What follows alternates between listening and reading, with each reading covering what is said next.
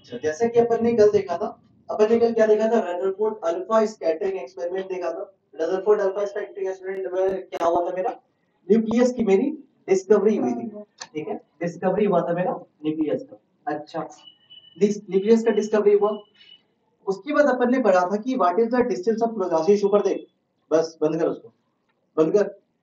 हाँ, distance of the nucleus, nucleus का distance हम देख रहे हैं। ठीक है, तो नया जो टॉपिक जो स्टार्ट हो रहा है उसको क्या कहते हैं, न्यूक्लियस साइज डिटरमिनेशन।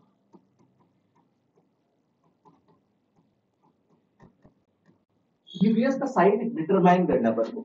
अच्छा, तो देखो इसको हुआ कैसे कैसे ना, तुमने मैग्नेट देखा है, मैग्नेट, मैग्नेट में कितने पे पोल होते हैं, दो पोल होते हैं, एक साउथ पोल एक नॉर्थ पोल।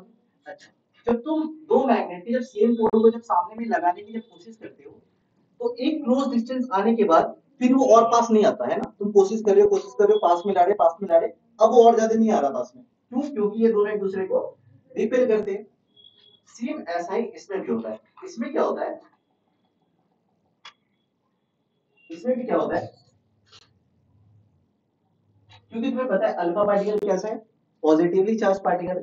वो कहां पे आता है, न्यूक्लियस को हिट करने की कोशिश करता है।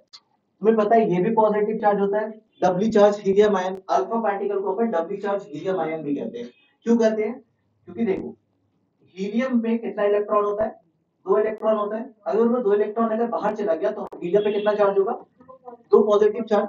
इसीलिए उसको अल्फा पार्टिकल को कभी कभी डबली चार्ज हीलियम आयन भी कहते हैं अपन। ठीक है, अच्छा, तो देखो ये भी पॉजिटिव चार्ज, ये भी पॉजिटिव चार्ज, तो ये कुछ डिस्टेंस यहाँ तक आता है, और यही डिस्टेंस जितने तक ये आया है ना, इसी को अपन कहते हैं डिस्टेंस ऑफ क्लोजेस्ट अप्रोच। कितनी डिस्टेंस तक वो पास तक आ सकता है, that is called distance of closest approach. Distance of closest approach, तो ये वाले डिस्टेंस अपन निकाल सकते हैं क्या, निकाल सकते हैं। तो हमारे पास देखो जब भी एनर्जी का खेल होगा ना, तो हमें वर्क पावर एनर्जी दिमाग में रखना है। वर्क पावर एनर्जी क्या होता है, kinetic energy initial plus potential energy initial is equal to kinetic energy final is equal plus potential energy final. ये तो तुम्हें पता होना चाहिए, जो काइनेटिक एनर्जी कंजर्वेशन से। अच्छा, तो मैं यहाँ पे बोल रहा हूँ कि I plus U I is equal to K F plus U F. I initial F final, ये तो पता है। अच्छा, इनिशियल मैं मान लेता हूँ इस, मतलब कि अल्फा पार्टिकल के पास एनर्जी है। एनर्जी मतलब उसके पास क्या है, वेलोसिटी है। ठीक है, तो पहले इसकी स्पीड मान लेते हैं v। अच्छा, तो यहाँ पे क्या करना, काइनेटिक एनर्जी में क्या पुट करोगे, half M V square. Potential energy बता सकते हो क्या, यहाँ पे पोटेंशियल एनर्जी क्या होगा। पहली बात, potential energy in terms of electrostatics में क्या होता है, k q1 q2 by r, r square t r, k q1 q2 by r, k q1 q2 by r। क्या ये r डिस्टेंस बहुत बड़ा डिस्टेंस है क्या, ये बहुत बड़ा डिस्टेंस है ये, क्योंकि देख ये साइज न्यूक्लियर पे केस हो रहा, यहाँ पे न्यूक्लियर लगेगा, बट जो इलेक्ट्रॉन जो आ रहा है, जो अल्फा पार्टिकल आ रहा है वो काफी दूर से आ रहा है, सेंटीमीटर वगैरह से आ रहा है। सेंटीमीटर के सामने अगर एंगस्ट्रॉम वगैरह जो है तो काफी छोटा है। तो एक तरह से डिस्टेंस कैसा है, इन्फिनिटी ऐसा बिहेव करेगा क्या, इन्फिनिटी ऐसा बिहेव करेगा, तो 1 by infinity is equal to 0। तो potential energy initial is equal to 0। ठीक है, अच्छा, जो इसकी काइनेटिक एनर्जी जो थी वो इधर तक आने में उसकी खत्म हो गई, यहाँ तक आई, जहां पे ये रुक गई वहां पे इसकी काइनेटिक एनर्जी मतलब वेलोसिटी 0, तो मतलब काइनेटिक एनर्जी 0। अच्छा, तो यहाँ पे काइनेटिक एनर्जी तो भाई 0 होगी, और यही काइनेटिक एनर्जी तो था वो तो पोटेंशियल एनर्जी में चेंज हुआ ना। अब यहाँ पे पोटेंशियल एनर्जी क्या होगा, k q1 q2 by r not. ये वाला डिस्टेंस को अपन क्या ले रहे हैं, r नॉट ले रहे हैं। ठीक है, क्या हो जाएगा, k q1 q2 by r not. ठीक है, यहाँ तक समझ में आया, यहाँ तक समझ में आया। क्या मैं इस काइनेटिक एनर्जी को काइनेटिक एनर्जी रहने दे सकता हूँ, क्योंकि एग्जाम में डायरेक्टली तुम्हें वेलोसिटी वगैरह नहीं देगा, या तो तुम्हें वो पोटेंशियल एनर्जी के टर्म में देगा, या मतलब और किसी टर्म में देगा, बट मैंने इसे समझाने के लिए तुम्हें इसको तोड़ा था। ठीक है, अच्छा, kinetic energy is equal to की क्या होता है, 1/4 हो जाएगा। अच्छा, q1 q2 by are not, ठीक है। अच्छा यहाँ पे Q1 क्या होगा ये बताओ। अल्फा पार्टिकल में कितना चार्ज होता है, 2e चार्ज होता है क्या, 2e चार्ज होता है। और न्यूक्लियस में कितना चार्ज होता है, Ze चार्ज होता है क्या। अच्छा तो इसको पुट कर सकते हो क्या इधर, क्या हो जाएगा, kinetic energy equal to 1/4 pi epsilon naught 2e Ze by r naught is equal to kinetic energy. तो यहाँ पे distance of closest approach r naught आ गया क्या, r naught is equal to 1/4 pi epsilon naught 2 square by kinetic energy. इसको याद रखना, ये क्या है, डिस्टेंस ऑफ क्लोजेस्ट अप्रोच है, ठीक है। या तो तू ये वाले प्रोसेस को याद रख, या तो इस चीज को याद रख, इन दोनों में से किसी दोनों को एक चीज को याद रखना पड़ेगा। आर नॉट क्या है, आर नॉट क्या है, आर नॉट क्या है, distance of closest approach. R naught क्या है, डिस्टेंस ऑफ क्लोजेस्ट अप्रोच, ठीक है।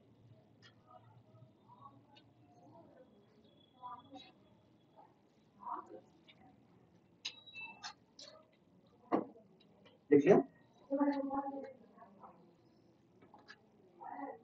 अच्छा एक बात बता सकते हो, साइज ऑफ द न्यूक्लियस जो होगा वो आर नॉट से छोटा होगा या आर नॉट से बड़ा होगा, आर नॉट से छोटा होगा, क्यों, क्योंकि तुम्हें पता है कि आर नॉट तो भाई यहाँ तक आ रहा है ना, तो आर नॉट से भी तो भाई ये तो छोटा ही होगा ना। तो आर नॉट तो डिस्टेंस ऑफ क्लोजेस्ट अप्रोच जो होता है वो आर नॉट से छोटा होता है, इस बात को भी लिख लेना।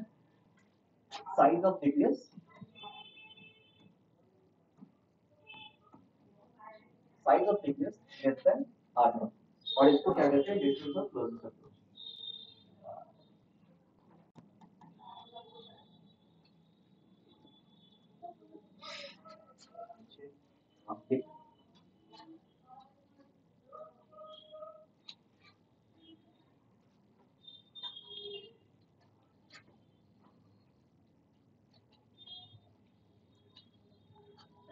हो गया। अच्छा ये जो बात इन्होंने लिखा ना, size of nucleus R naught से छोटा, इसको इन्होंने एक्सपेरिमेंटली भी प्रूव करा। किसके लिए प्रूव करा, गोल्ड के लिए प्रूव करा। तो गोल्ड का जेड कितना होता है, गोल्ड का जेड अब से याद रखना, ठीक है, जो होता है 79, ठीक है।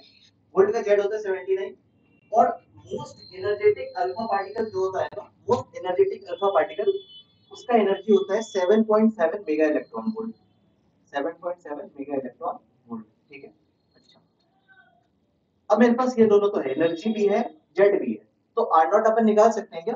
आर नॉट क्या होता है, 1/4 pi epsilon naught 2 Z square by kinetic energy, ठीक है। यहाँ पे काइनेटिक एनर्जी की जगह पे और वैल्यू को पुट कर सकते हो, और जेड की जगह पे इस जगह वैल्यू को पुट कर सकते हो। एंड चार्ज तो रिमेन कांस्टेंट होता है भाई, 1.6 into 10⁻19, वो तो सेम होगा। तो यहाँ पे जो आर नॉट की जो वैल्यू आई ना, वो आई तुम्हारी 30 into 10 to the power -15 metre है, which is nearly is equal to 30 fermi metre. मैंने कभी फर्मी मीटर की बात की थी, ठीक है। 10⁻15 जो होता है वो क्या होता है, फर्मी मीटर होता है, ठीक है। ये आर नॉट का वैल्यू आया 30 फर्मी मीटर। बट जो रियल रेडियस जो थी ना गोल्ड गोल्ड के न्यूक्लियस की, real radius, size of nucleus जो था, साइज ऑफ न्यूक्लियस वो आया था तुम्हारा 6 फर्मी मीटर। एक ये देखो, एक वैल्यू है 6 फर्मी मीटर, और एक वैल्यू देखो वो है 30 फर्मी मीटर, छोटा है ना काफी। तो साइज ऑफ जो तुम्हारे जो न्यूक्लियस है वो छोटा होता है as compare to R naught के, ठीक है। अच्छा इसलिए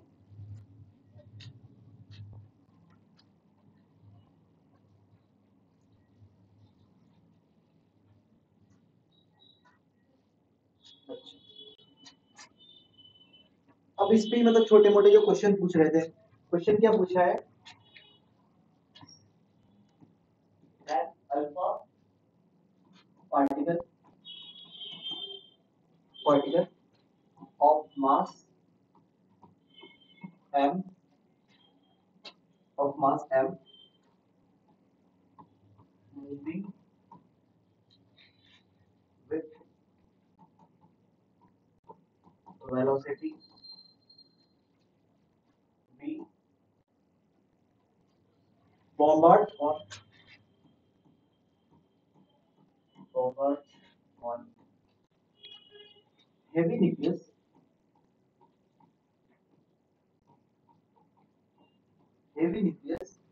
of charge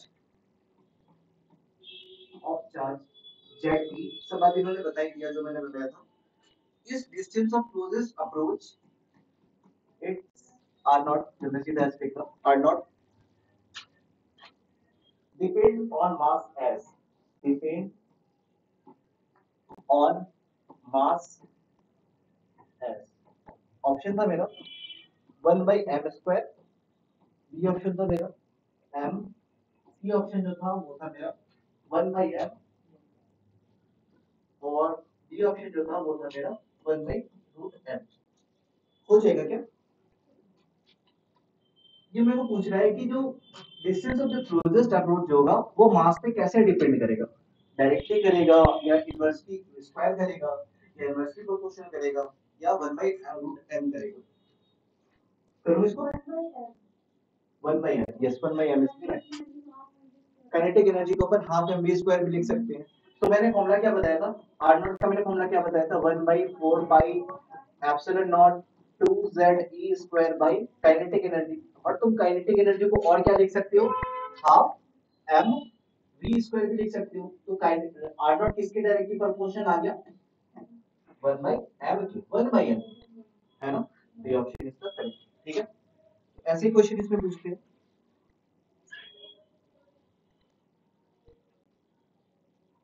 अब अपन बात करेंगे इम्पैक्ट पैरामीटर के ऊपर.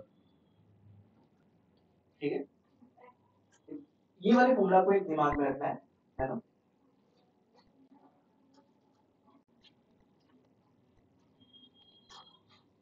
हो गया. इसका जो वो इम्पैक्ट पैरामीटर.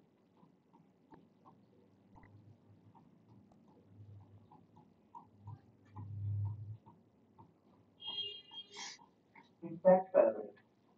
ठीक है. इम्पैक्ट पैरामीटर क्या होता है? इम्पैक्ट पैरामीटर होता है उसको right the definition perpendicular distance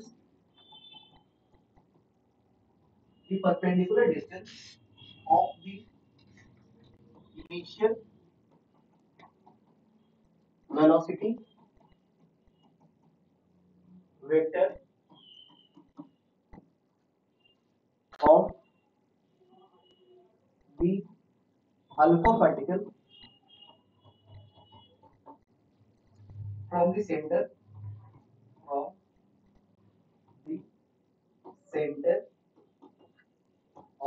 nucleus. अभी होता क्या है? तुम्हें पता है कि इधर से जो है इधर क्या होता है? न्यूक्लियस होता है. मान लीजिए अल्फा पार्टिकल, बहुत सारे अल्फा पार्टिकल आया. अल्फा पार्टिकल ऐसे निकला. अल्फा पार्टिकल ऐसे निकल गया. ठीक है. अल्फा पार्टिकल आया, जैसे ही न्यूक्लियस के पास है इसने इसको रिपेल करना स्टार्ट कर दिया. क्या ये वाले को तुम आर नॉट बोल सकते हो? क्योंकि ये मिनिमम डिस्टेंस जो है, क्लोजेस्ट डिस्टेंस जो न्यूक्लियस के बीच में और अल्फा के बीच में है. इस न्यूक्लियस के सेंटर से ना तो लाइन खींच दो. सेंटर से लाइन खींच दिया और इधर से एक परपेंडिकुलर डिस्टेंस ले गया. जो है डिस्टेंस तो इनिशियल वेलोसिटी वेक्टर क्या होगा इसका? इसी डायरेक्शन में होगा. ये वाला जो डिस्टेंस है ना इसी को अपन कहते हैं इंपैक्ट पैरामीटर. और उसको अपन b से डिनोट करते हैं. उसको अपन किससे डिनोट करते हैं? b से डिनोट करते हैं. That is impact parameter. तो इस इंपैक्ट पैरामीटर का b का फॉर्मूला होता है मेरा. b का मेरा फॉर्मूला होता है k z e square by kinetic energy initial under root 1 plus cos theta divided by 1 minus cos theta. आज तक एग्जाम में इससे क्वेश्चन नहीं पूछा है, मतलब कि इस फॉर्मूले से क्वेश्चन नहीं पूछा है. बट अगर याद रखोगे तो ठीक है, नहीं भी याद रखते तो भाई कोई दिक्कत नहीं है. बुक में है तुम्हारा, मैंने देखा है बुक में है तुम्हारा. बट मतलब इससे मतलब रिलेटेड पूछा है, इस फॉर्मूला पे नहीं पूछा है ना. अब देख इंपैक्ट पैरामीटर से मैं तुम्हें दो केस बताऊंगा. ठीक है. मैं तुम्हें दो केस बताऊंगा. सबसे पहले लिखिए, कर लिखिए.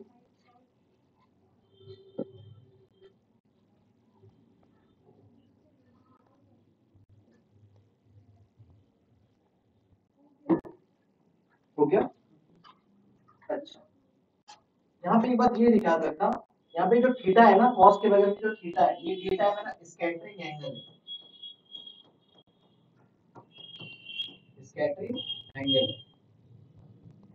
ठीक है। इम्पैक्ट पैरामीटर का जो यहाँ पे जो थीटा है, कॉस के बगल में जो थीटा है, वो है मेरा स्कैटरिंग एंगल। और तुम्हें ये तो पता है कि तुम्हारा क्या होता है, के का एक कांस्टेंट है, इस के का वैल्यू जो है वो है 1.77 मीटर इलेक्ट्रॉन वोल्ट। अच्छा, अब मैं इसे तुम्हें दो केस बताऊंगा, ठीक है। दो केस में क्या बताऊंगा, पहले जब स्कैटरिंग एंगल जब 180 डिग्री हो, और दूसरी जब स्कैटरिंग एंगल जब 0 डिग्री हो, ठीक है। तो दो केस है मेरा, दो केस क्या है, स्कैटरिंग एंगल का जो थीटा ले लेते हैं, इंपैक्ट पैरामीटर स्कैटरिंग एंगल।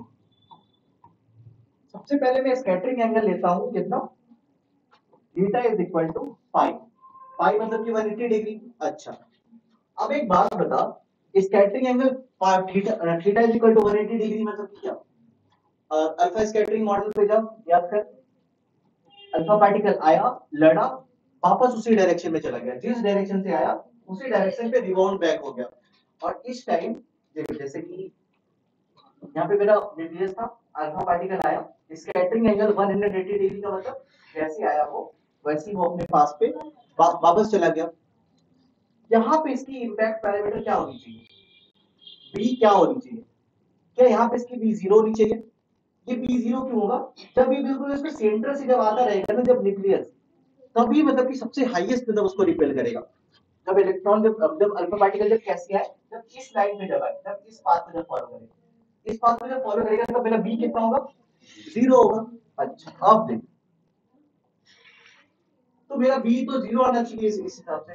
तो इसको फॉर्मूले पे पुट कर, फॉर्मूला क्या था मेरा, फॉर्मूला क्या था मेरा इंपैक्ट पैरामीटर का, बी का मेरा फॉर्मूला बता, K Z square kinetic energy initial root 1 plus cos theta divided by 1 minus cos theta. एक वैल्यू बस पुट कर, मैंने क्या बताया, थीटा क्या है मेरा, स्कैटरिंग एंगल, cos 180 डिग्री क्या होता है, -1 होता है, तो 1 -1 क्या होगा, जीरो। तो ये वाला पूरा वैल्यू तो ये तो जीरो आ गया ना, तो b क्या आ गया मेरा, जीरो। क्या जिसका मेरा स्कैटरिंग एंगल 90 डिग्री था, क्या उस 180 डिग्री था, क्या मेरा b जीरो था, तो मेरा b जीरो था। ये वाला एक डेटा को याद रखना है। अब मेरे को याद रखना है कि जब b जब क्या हो मेरा, जब मेरा b क्या हो, जब मेरा स्कैटरिंग एंगल जब 0 डिग्री हो, 0 डिग्री मतलब क्या होता है, 0 डिग्री मतलब अल्फा पार्टिकल आया, ऐसे ही निकल गया। रदरफोर्ड मॉडल याद कर, यहाँ पे गोल्ड का प्लेट था, अल्फा पार्टिकल आया था, सीधा सीधा निकल गया था, सीधा सीधा पार हो गया। अब मैं बात करूंगा theta is equal to 0 degree. अच्छा, 0 डिग्री कब होगा भाई, ये बताओ। यहाँ पे अल्फा पार्टिकल है, अल्फा पार्टिकल, अल्फा पार्टिकल सीधा सीधा कब निकलेगा, जब मतलब कि ये काफी दूर हो, जब मतलब कि अल्फा पार्टिकल जो हो वो काफी दूर हो न्यूक्लियस से, तभी तो उस पे मतलब कि कोई असर नहीं पड़ेगा ना। तो मतलब इस न्यूक्लियस से जो सेंटर से जो मतलब उसका जो इनिशियल वेलोसिटी वेक्टर जो है, तो बी क्या आना चाहिए, इंफिनिटी आना चाहिए, मतलब काफी दूर होना चाहिए, तभी तो भाई उसका स्कैटरिंग एंगल 0 डिग्री होगा, तभी तो वो सीधा सीधा निकल जाएगा। अब देखते हैं 0 डिग्री आता है या नहीं। अच्छा, जब स्कैटरिंग एंगल जब कितना है, जब 0 डिग्री, इंपैक्ट पैरामीटर फॉर्मूला पे जा फिर से, k z square kinetic energy initial root 1 plus cos theta divided by 1 minus cos theta. Cos 0 is equal to, cos 0 is equal to 1. तो 1 minus 1 0, 1 by 0 कुछ भी टर्म में आएगा तो क्या हो जाएगा, इंफिनिटी। 1 by 0 इंफिनिटी, तो क्या मेरा b इंफिनिटी के बराबर आ गया। तो जब मेरा स्कैटरिंग एंगल 0 था, तब क्या मेरा b फॉर्मूले से भी क्या मेरा वो इंफिनिटी आया, आया, ठीक है। तो तुम्हें बस ये दो केस याद रखने हैं, ऐसे दिमाग में भी होना चाहिए कि ये न्यूक्लियस है, अल्फा पार्टिकल उधर से आया आया आया, जब वो मतलब जब उसका इंपैक्ट पैरामीटर जब वो बिल्कुल मतलब सेंटर से गुजरेगा, तब तो भाई उसका इंपैक्ट पैरामीटर जीरो होगा। जब उसका इंपैक्ट पैरामीटर जीरो होगा, तो जैसे आएगा वो ऐसे ही वापस चला जाएगा। और कब उस पे 0 डिग्री का फर्क पड़ेगा, जब उसमें मतलब कोई भी फर्क ना पड़े, जब मतलब वो काफी दूर हो, जब भी काफी दूर हो, ऐसे भी याद रख सकते हो। बट इस पे कभी क्वेश्चन नहीं पूछा है, ये वाला जो है क्वेश्चन नहीं पूछा है। हो गया, लिखना है क्या। अब अपन बात करेंगे रदरफोर्ड के मतलब कि जो रदरफोर्ड ने जो मॉडल दिया था ना उसमें कुछ कुछ खामियां भी थी, लिमिटेशंस थे।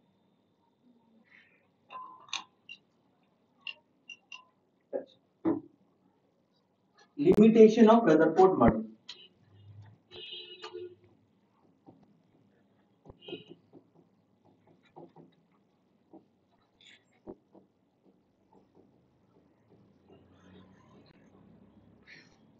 देखो जब तक अपन 9th में थे ना तो अपन क्या पढ़ते थे, failure of any model. But कोई भी साइंस के एक्सपेरिमेंट होते हैं ना फेलियर नहीं होता है ना, लिमिटेशंस होते हैं, ठीक है। उस टाइम की टेक्निक के हिसाब से मतलब उस तरह से, मतलब उसकी कुछ खामियां थी, ठीक है। पहला जो खामी जो ना, अगर एग्जाम पे आएगा तो तुम्हें बस ये दो खामियां लिखनी है। पहला इसमें जो था ना, स्टेबिलिटी ऑफ एटम नहीं एक्सप्लेन करा था, स्टेबिलिटी ऑफ एटम। हाँ, सबसे पहले इन्होंने स्टेबिलिटी ऑफ एटम नहीं बताया था। इन्होंने स्टेबिलिटी ऑफ एटम इसलिए नहीं बता पाए थे, मैग्नेटिज्म में एक साइंटिस्ट थे जिनका नाम था मैक्सवेल। मैग्नेटिज्म में एक साइंटिस्ट थे, मैग्नेटिज्म में एक साइंटिस्ट थे जिनका नाम था मैक्सवेल। मैक्सवेल ने क्या बोला ना, अच्छा ठीक है तुम बोल रहे हो कि इलेक्ट्रॉन जो है वो न्यूक्लियस के अगल बगल तो भाई घूम रही है। अच्छा अगर ये घूम रही है, इसकी वेलोसिटी तो भाई चेंज हो जाएगी। इसकी वेलोसिटी क्यों चेंज हो रही है, वेलोसिटी चेंज होने का भाई दो तरीका है। अभी मैं 2 मीटर पर सेकंड की रफ्तार से चल रहा हूँ, ठीक है। तो अभी मेरी वेलोसिटी चेंज नहीं है, बट मैं 2 मीटर रफ्तार से चल रहा हूँ, बट मैं घूम गया। अब मेरे पास वेलोसिटी है। अगर डायरेक्शन चेंज हो जाएगी तो मतलब वेलोसिटी आ जाएगा। तो इन्होंने बोला कि इलेक्ट्रॉन घूम रहा है, इस तरफ वेलोसिटी की टेंजेंट इसकी, जब इधर आया तो वेलोसिटी की टेंजेंट इसकी, मतलब कि वेलोसिटी तो भाई मेरा चेंज हो रहा है। जब वेलोसिटी मेरा भाई जब चेंज हो रहा है तो इन्होंने बोला कि जब वेलोसिटी चेंज होगा तो इसके पास एक्सीलरेशन होगा, है ना। वेलोसिटी चेंज होगा, एक्सीलरेशन होगा, तो मतलब ये एनर्जी लूज करेगा, है ना, एनर्जी लूज करेगा, एनर्जी लूज करेगा। वेलोसिटी चेंज हो रही है, एनर्जी लूज करेगा, मतलब वेव भी मीट करेगा, एनर्जी चेंज होगी वेव भी मीट करेगा। तो उन्होंने बोला कि ये एनर्जी खत्म होता जाएगा, खत्म होता जाएगा, और ये इलेक्ट्रॉन जैसे आके एनर्जी खत्म होता गया तो इसका रेडियस और छोटा हो गया, और छोटा हो गया, फिर न्यूक्लियस में चला जाएगा। तो ये एटम तो स्टेबल होना ही नहीं चाहिए। तो मैक्सवेल ने बोला एटम तो स्टेबल होना ही नहीं चाहिए। तो बोल रहे हो कि इलेक्ट्रॉन जो है घूमता है, ठीक है, ऑर्बिट में घूम रहा है, तो उसकी वेलोसिटी तो भाई चेंज हो रही है। जब वेलोसिटी चेंज हो रही है तो मतलब वो एनर्जी इमिट कर रहा है। जब एनर्जी जब वो लूज कर रहा है तो मतलब कि एक टाइम आएगा जब वो इलेक्ट्रॉन जब जाके न्यूक्लियस से टकरा जाएगा तो एटम खत्म, एटम खत्म। तो ये एक्सप्लेन नहीं कर पाए थे मेरे रदरफोर्ड, ठीक है। फिर इसको एक्सप्लेन करा था नील्स बोहर ने। बोहर, बोहर, बोहर ने बोला भाई देख, तेरा जो ये पुराना जो मैग्नेटिज्म जो है ना, क्लासिकल मैग्नेटिज्म जो है वो यहाँ पे वैलिड नहीं है। उन्होंने बोला क्या कि इसको मतलब कि कैसे करेक्ट करें, इसके बाद आएंगे नील्स बोहर। तो बोहर ने बोला कि भाई मैक्सवेल, तूने जो ये बोला है ना कि ये तुम्हारी क्लासिकल फिजिकल मतलब क्लासिकल जो मैथमेटिक्स जो है, क्लासिकल जो फिजिक्स है और क्लासिकल जो इलेक्ट्रोडायनेमिक्स है, वो भाई इधर वर्क नहीं करती है। ये क्योंकि बहुत छोटे पार्टिकल के में हो रहा है तो इसके लिए तुम्हें एक अलग मैकेनिक्स ही बनाना पड़ेगा, that is the quantum mechanics. Quantum mechanics, उन्होंने बोला भाई तुम जो फिजिक्स है जो तुम इसके पुराने वाले जो पढ़ रहे थे ना भाई, उससे तुम नहीं पढ़ पाओगे इसको। इसके लिए तुम्हें एक अपना फिजिक्स दिखाना पड़ेगा, दैट इज क्वांटम मैकेनिक्स, ठीक है। तो एक पहली बात इन्होंने स्टेबिलिटी ऑफ एटम नहीं बताई थी, ठीक है। अगर एग्जाम से पूछेगा तो तुम इसको अच्छे से डिफाइन कर सकते हो, ठीक है। दूसरा इन्होंने क्या एक्सप्लेन नहीं करा था, दूसरा इन्होंने बताया था कि एटम जो होता है वो डिस्क्रीट, डिस्क्रीट, डिस्क्रीट स्पेक्ट्रम। दूसरा है इसका लिमिटेशन जो है वो क्या है, डिस्क्रीट स्पेक्ट्रम। डिस्क्रीट स्पेक्ट्रम क्या था, देखो यहाँ पे मैं बोल रहा हूँ कि लाइट जो है, हाँ इन्होंने क्या बताया था ना, इन्होंने बताया था इलेक्ट्रॉन जो है वो घूमता तो है, इलेक्ट्रॉन जो है वो घूमता है न्यूक्लियस के अगल बगल। उन्होंने ये नहीं बताया था कि कहाँ घूम रहा है, क्या पता इधर घूम रहा हो, क्या पता इधर घूम रहा हो, क्या पता इधर घूम रहा हो, क्या पता इस पूरे इससे बाहर घूम रहा हो। इन्होंने ये नहीं बताया था कि कहाँ घूम रहा है, इन्होंने बस इतना बताया था कि घूम रहा है। अच्छा, जब तुम्हें पता है कि जब इलेक्ट्रॉन जब घूम रहा है, फ्रीली मूव कर रहा है, तो वो किसी भी ऑर्बिट से किसी भी ऑर्बिट पे जा सकता है। और जब किसी भी ऑर्बिट से जब किसी भी ऑर्बिट पे जाएगा, तुमने केमिस्ट्री में पढ़ रखा है, तो वो क्या करता है, एनर्जी इमिट करता है। जब वो लोअर सेल में जाता है तो एनर्जी इमिट करता है, जब उसको हायर में जाना तो एनर्जी एब्जॉर्ब करता है। तो मतलब कि इलेक्ट्रॉन कोई भी एनर्जी एब्जॉर्ब करेगा, कोई भी मतलब कि एनर्जी इमिट करेगा, है ना। मतलब उसके पास डेल्टा ई जो है change in energy En2 minus En1 भी जिसको कहते हैं, मतलब चेंज इन एनर्जी लेवल, वो कुछ भी वैल्यू होगी इसकी, है ना, उसकी कुछ भी वैल्यू होगी।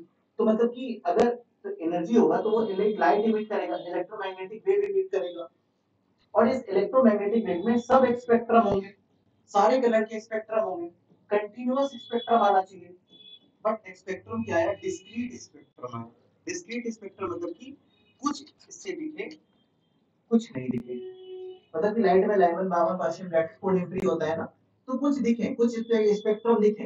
इन्होंने इन्होंने इनके हिसाब से तो ये कंटीन्यूअस स्पेक्ट्रम होना चाहिए, ठीक है, बट हुआ कैसा, ये डिस्क्रीट स्पेक्ट्रम। रदरफोर्ड ने क्या बोला था, रदरफोर्ड के हिसाब से कंटीन्यूअस स्पेक्ट्रम होना चाहिए, कंटीन्यूअस स्पेक्ट्रम, मतलब इसमें सारे इलेक्ट्रोमैग्नेटिक वेव के रेडिएशन देखने चाहिए, बट वो कैसा, डिस्क्रीट स्पेक्ट्रम है, ठीक है। तो अगर लिमिटेशन पूछेगा तो पहला पहला लिमिटेशन इन्होंने स्टेबिलिटी नहीं बताई थी, दूसरा इनकी डिस्क्रीट स्पेक्ट्रम, ठीक है। अच्छा, हो गया। अब आते हैं अपन बोहर एटॉमिक मॉडल में, ये इसका मतलब कि खत्म हो गया, ठीक है, रदरफोर्ड मॉडल यहाँ पे खत्म हो गया। अब अपन आ रहे हैं बोहर एटॉमिक मॉडल में। बोहर एटॉमिक, हाँ मैं भेज दिया उसको, पुराना वाला मैं भेज दिया उसको, सारी का भेज दिया, भेज दिया, ठीक है। तो Bohr atomic model, Niels Bohr के जितने भी लिमिटेशन वगैरह थे, अब उसको करेक्ट कौन करेंगे, नील्स बोर साहब करेक्ट करेंगे। बट ये एक तरह से रदरफोर्ड मॉडल ही है, बस इन्होंने कुछ कुछ चेंज किया था इन्होंने। इनका सबसे पहला ही बात होता है कि इनका एक लिमिटेशन आ जाता है, पढ़ने से पहले अपन इनके लिमिटेशन के बारे में पढ़ते हैं, क्योंकि है बिल्कुल ही सिमिलर रदरफोर्ड जैसा है। इनका लिमिटेशन क्या है कि ये H and H like atom, H and H like atom मतलब कि एटम में ही वैलिड होता है। H and H like atom मतलब कि हाइड्रोजन के पास कितने इलेक्ट्रॉन, कितने प्रोटॉन, कितने न्यूट्रॉन होते हैं, ये बताओ। हाइड्रोजन के पास एक प्रोटॉन होता है, एक इलेक्ट्रॉन होता है, इसके पास न्यूट्रॉन तो नहीं होता है, तो जीरो न्यूट्रॉन होता है, ठीक है। अच्छा, तो मतलब कि इन्होंने बोला कि ये H and H like atom पे बिहेव करेंगे, मतलब कि सिंगल इलेक्ट्रॉन स्पीशीज पे बिहेव करेंगे, सिंगल इलेक्ट्रॉन स्पीशीज। जैसे कि ये लिथियम पे वैलिड नहीं है भाई, ठीक है, ये लिथियम प्लस प्लस पे वैलिड है, ठीक है। ये हीलियम पे वैलिड नहीं है भाई, ये हीलियम प्लस पे वैलिड है। जब जब ऑर्बिट में जब उसका कितना इलेक्ट्रॉन हो, सिंगल इलेक्ट्रॉन हो, H and H like atom, मतलब कि हाइड्रोजन या हाइड्रोजन जैसा एटम, ठीक है। यही चीज होगी, इनकी लिमिटेशन भी होगी, इनकी मॉडल बस कहां पे वैलिड था, H and H like atom में, और यही इनका लिमिटेशन भी होगा, इनका लिमिटेशन भी होगा। अच्छा, जो बात इन्होंने रदरफोर्ड को इधर में जिसने कैंसिल करा था कि इन्होंने स्टेबिलिटी नहीं बता पाई थी, ये बोलते हैं कि भाई उसको तो पढ़ने के लिए तुम्हें क्वांटम मैकेनिक्स की हेल्प लेनी पड़ेगी। अगर तुम मेरे कुछ पोस्टुलेट अगर मान लेते हो, अगर तुम मेरे अगर कुछ बातों को अगर मान लेते हो, तब मैं प्रूव कर दूंगा एटम स्टेबल कैसे है, ठीक है। तो वही बात अब इन्होंने लिखते हैं बोहर के पोस्टुलेट। ये क्यों बता रहे हैं, ये स्टेबिलिटी के लिए बता रहे हैं। जो मैक्सवेल ने इनको बोला था ना कि आपका तो एनर्जी लिमिट करेगा, एटम तो खत्म हो जाना चाहिए, तो इन्होंने बोला कि भाई तुम मेरा कुछ पोस्टुलेट मान ले, कुछ मेरी बात मान ले, तब मैं प्रूव कर दूंगा कि मतलब ये कैसे वैलिड हो। तो बोहर पोस्टुलेट,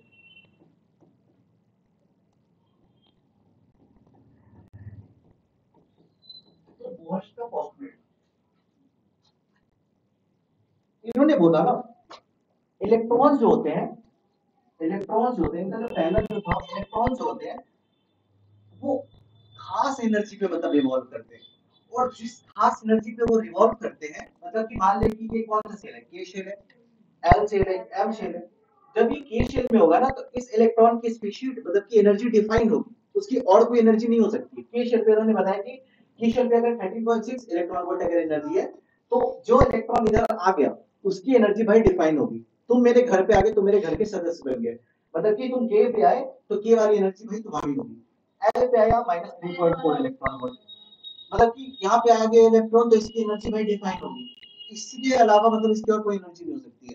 तो इन्होंने बताया अब अपन एनर्जी जो ऑर्बिट ऑर्बिट जो कर रहे थे ना रदरफोर्ड, अब उसको ऑर्बिट नहीं करके अपन क्या करेंगे, एनर्जी लेवल्स पढ़ेंगे। KLLM जो पढ़ते हो ना तुम, वो ऑर्बिट्स नहीं है, वो एनर्जी लेवल्स है, ठीक है, एनर्जी के लेवल्स है। इलेक्ट्रॉन जो है, electron in an atom, electron in an atom can revolve, can revolve only in certain stable, certain stable orbits, certain stable with fixed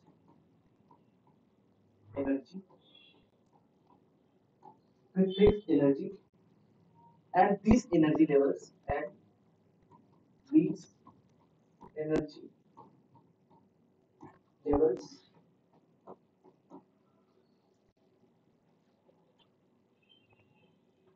are orbits. अब उसी orbits को अपन energy levels कहेंगे, or orbits. They were named as, these were named as K, L, M, N, ठीक है। ये KL11 क्या है, orbits नहीं है, ये एनर्जी के लेवल्स है, ठीक है। तो इन्होंने बोला कि जब ये इस ऑर्बिट पे, मतलब कि इस एनर्जी लेवल पे आ जाएगा, इसका एनर्जी फिक्स, और ये इसी एनर्जी के साथ घूमेगा। तो इन्होंने क्या बता दिया, फिक्स एनर्जी लेवल,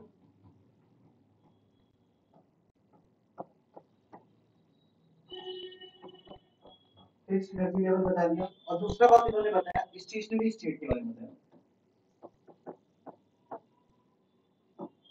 उन्होंने बताया कि अट्रैक्ट तो करेगा, बट अट्रैक्ट करेगा तो वो उसमें घूमेगा बस, ठीक है, इलेक्ट्रॉन रिवॉल्व करेगा, ना एनर्जी लूज करेगा ना एनर्जी गेन करेगा। जब ये इस ऑर्बिट मतलब के पे आ गया, तो के पे इसकी एनर्जी डिफाइन होगी भाई 13.6 इलेक्ट्रॉन वोल्ट, ठीक है। अब ना ये इसमें एनर्जी रिवॉल्व करने टाइम ना ये एनर्जी एब्जॉर्ब करेगा, ना ये एनर्जी लूज करेगा, ये कुछ भी नहीं करेगा, इसकी फिक्स होगी एनर्जी, ठीक है। तो ये इनका पहला था। इन्होंने फिर दूसरा पोस्टुलेट क्या बताया, वही बात बताया कि जब ये रिवॉल्व करता है तो ये मतलब कोई भी रेडिएशन इमिट नहीं करता है। इसने बताया कि while revolving while revolving while revolving in a particle energy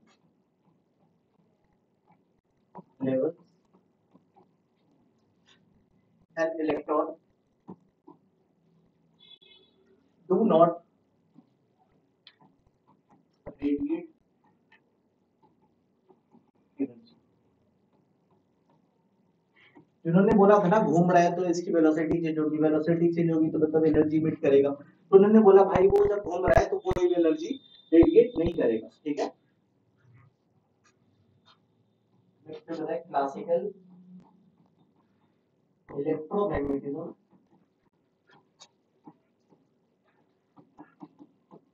not valid. Classical electromagnetism जो है भाई वो तुम्हारे यहाँ पे वैलिड नहीं, ठीक है। एटम को पढ़ने के लिए एक अलग साइंस बनानी पड़ेगी। तुम खुद ही देखो, जब न्यूटन वगैरह थे वो क्या करते थे, सेब गिरा, बट वो ऐसे सेब गिरा भी था, सेब गिरा तो मतलब कि वो बड़ी बड़ी चीजें के बारे में सोचते थे कि एक्चुअली नीचे क्यों गिरा, तो ग्रेविटेशन फोर्स, मतलब पूरे मैकेनिक्स के बारे में उन्होंने सोचा। फिर जब टाइम आगे बढ़ा तब कि लोगों को लाइट वगैरह की नीड हुई, मतलब कि क्वांटम लेवल पे अपन को मतलब कि लाइट वगैरह नीड थी, लाइट कैसे फास्ट ट्रैवल होगा उसकी नीड थी।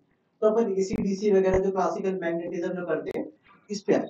जब एट द टाइम ऑफ मतलब कि जब वारशिप जब स्टार्ट हो गया, जब मतलब कि वार स्टार्ट हो गया, जब हमें हाई एनर्जी की जब नीड थी, तब अपन सोचे कि भाई इतना कम एनर्जी, इतना कम चीज से भी अगर हमें बहुत सारा अगर एनर्जी मिल जाएगा तो वो ज्यादा फायदेमंद है। तब अपन बढ़े क्वांटम मैकेनिक्स के ऊपर। तो एटम्स पढ़ने के लिए अपन हमें एक अलग साइंस की जरूरत होती है, that is quantum mechanics.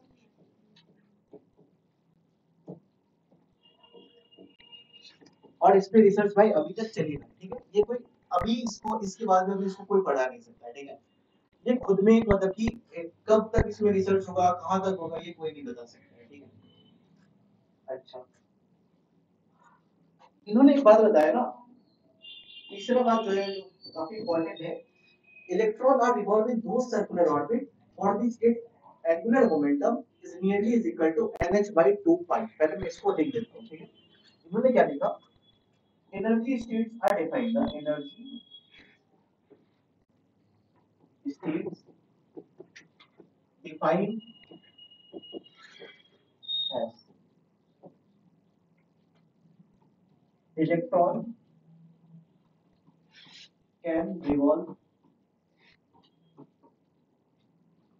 only in those orbit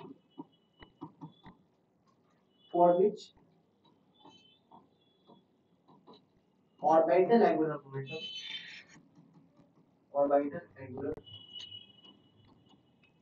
momentum is integral multiple of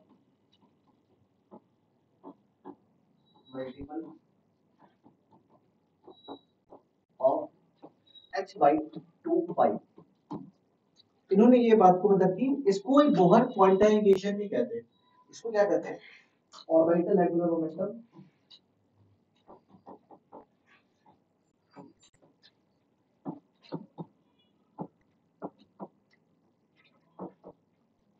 L को इन्होंने डिफाइन कर दिया। इन्होंने क्या बताया ना, इन्होंने बताया देखो, जहां पे मतलब कि इलेक्ट्रॉन जो है जो रिवॉल्व कर रही है, जहां पे इलेक्ट्रॉन जो रिवॉल्व कर रही है वो उसी सर्कुलर ऑर्बिट पे रिवॉल्व करेगी जब इसका जो ऑर्बिटल एंगुलर मोमेंटम है वो nh/2 पाई के बराबर आ जाए, ठीक है। ऑर्बिटल एंगुलर मोमेंटम वो किसके बराबर आ जाए, nh/2 पाई के बराबर आ जाए। बस उसी खास ऑर्बिट पे बस मतलब कि इलेक्ट्रॉन क्या करेगा, रिवॉल्व करेगा। Electron revolve only in the circular orbit for the orbital angular momentum is the integral multiple of h/2 पाई। जब ये पहले सेल में होगा तो तब यहाँ पे क्या होगा, तो इसको तुम क्या लिख सकते हो, n h by 2 pi भी लिख सकते हो, n h by 2 pi भी लिख सकते हो। n क्या हो जाएगा मेरा, number of shells, shell number. जब ये पहले शेल में होगा तब इसका ऑर्बिटल एंगुलर मोमेंटम क्या होगा, 1h by 2 pi। जब ये दूसरे ऑर्बिट पे चला गया तो क्या, दूसरे शेल पे चला गया तो क्या हो गया, 2h by 2 pi, मतलब h बटे pi, ठीक है। जब तीसरे पे चला जाएगा तो 3h by 2 pi। बट एक बात याद रखना, इंटीग्रल मल्टीपल है, ठीक है। ये ना कि तुम यहाँ पे 1.5 दे रहे हो n की वैल्यू और n जो होगा वो इंटीजर होगा, ठीक है। अच्छा, तो इन्होंने क्या डिफाइन कर दिया, orbital angular momentum n is equal to n h by 2 pi। अच्छा, किसी को मोमेंटम पता है कि मोमेंटम क्या होता है, momentum is mass and velocity. Orbital angular momentum क्या होता है, ऑर्बिटल एंगुलर मोमेंटम क्या होता है, एंगुलर मोमेंटम क्या होता है ना, बस एक रेडियस का कंपोनेंट जुड़ जाता है। एंगुलर मोमेंटम को अपन एल से मतलब देखो, जैसे कि मोमेंटम को हम नॉर्मली पी से करते हैं ना, जो एंगुलर मोमेंटम को अपन एल से डिनोट करते हैं। तो momentum is a vector quantity, तो वेक्टर के ऊपर में ये तीर लगाएंगे, is equal to R vector cross P vector होता है, ठीक है। बस इसमें एक आर का कंपोनेंट आ जाता है, जब मतलब कि कोई भी चीज अगर, जैसे कि मैं इधर चल रहा हूँ तो मेरे पास मोमेंटम है, अब मैं इधर घूमने लग जाऊं ना, तो मैं घूमूंगा कैसे, किसी एक खास रेडियस के अगल बगल तो घूमूंगा ना। जब मैं किसी खास रेडियस के अगल बगल जब घूमूंगा, जब मैं किसी खास रेडियस के अगल बगल जब घूमूंगा तो मेरे पास क्या आ जाएगा, तो मेरे पास मोमेंटम तो होगा but I have angular momentum, ठीक है। I have but angular momentum. उसी एंगुलर मोमेंटम को अपन कैसे डिफाइन करते हैं, R vector cross P vector से, ठीक है। तुम देखो, जैसे कि अभी मैं ऐसे मार रहा हूँ, ठीक है, जैसे मैं अभी ऐसे मार रहा हूँ तो मेरे पास फोर्स है, मेरे पास फोर्स है। इन टर्म्स ऑफ मतलब कि रोटेशन में क्या हो जाएगा, रोटेशन में ही टॉर्क बन जाता है, ये टॉर्क बन जाता है। और ये टॉर्क कैसे बनता है, टॉर्क क्या होता है, आर क्रॉस एफ। रोटेशन काफी इजी है, रोटेशन बस एक आर का कंपोनेंट बस ऐड हो जाता है, ठीक है। जैसे कि क्या हो गया ना, तो इसके पास में तो ये हो जाता है, ठीक है, बस एक आर का कंपोनेंट आ जाता है, ठीक है। सेम मास के लिए होता है मोमेंट ऑफ इनर्शिया। ये मतलब कि रोटेशन में चले जाओगे, बट तुम्हें अभी नीड बस इतनी है, ठीक है। ऑर्बिटल एंगुलर मोमेंटम क्या होता है, आर अक्रॉस पी, या एंगुलर मोमेंटम क्या होता है, आर अक्रॉस पी, ठीक है। अच्छा, और मैं एक और बात बता दूं, स्ट्रेट लेवल के बारे में बता दूं।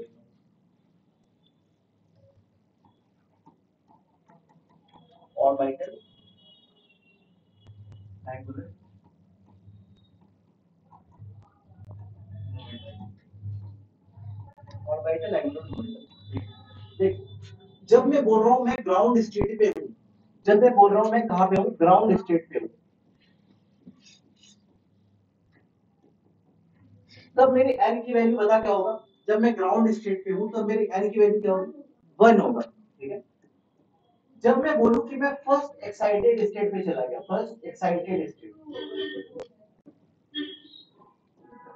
तो मतलब कि मेरा n क्या हो जाएगा, 2 हो जाएगा। बस इसी बात को ध्यान रखना, कभी अगर फर्स्ट एक्साइटेड स्टेट दे दिया तो n का वैल्यू 1 नहीं ले लेना। फर्स्ट एक्साइटेड स्टेट मतलब क्या होता है, जिससे तुम हो उससे एक स्टेप ऊपर चले जाओ। जैसे मैं 1 पे था, अब मैं कहां चला गया, 2 पे चला गया, तो मैं फर्स्ट एक्साइटेड स्टेज पे चला गया, ठीक है। अगर सेम कोई पूछेगा थर्ड एक्साइटेड स्टेट पता क्या होगा, 4 होगा, ठीक है।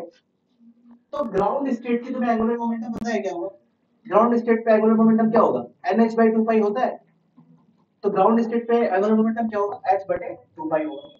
अच्छा, फर्स्ट एक्साइटेड स्टेट के एंगुलर मोमेंटम बताओ, 2h/2 पाई, या 2 कट जाएगा, या h/पाई हो जाएगा, ठीक है। फिफ्थ एक्साइटेड स्टेट 6 हो जाएगा, n इज इक्वल टू 6 होगा, उस टाइम मेरा एंगुलर मोमेंटम क्या होगा, 6h/2 पाई होगा। नहीं, अब उसको यहाँ पे क्यों क्यों नहीं काटता पता है, क्योंकि h/2 पाई ना सब में कांस्टेंट है, अगर कट्टम कुट्टम अगर कहीं करना होगा ना तो ये कट जाएगा आराम से, ठीक है। अगर तुम इसको भी तोड़ दोगे ना थोड़ा सा दिक्कत होता है, ठीक है। अच्छा, हाँ, इसलिए उसको काटना नहीं है, क्यों,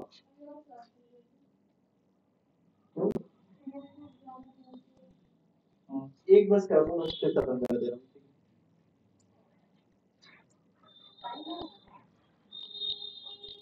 11-10 तो इंड कर देता हूँ, ठीक है, और इंड कर देता हूँ, यहाँ तक मतलब मेंशन कर देना, ठीक है।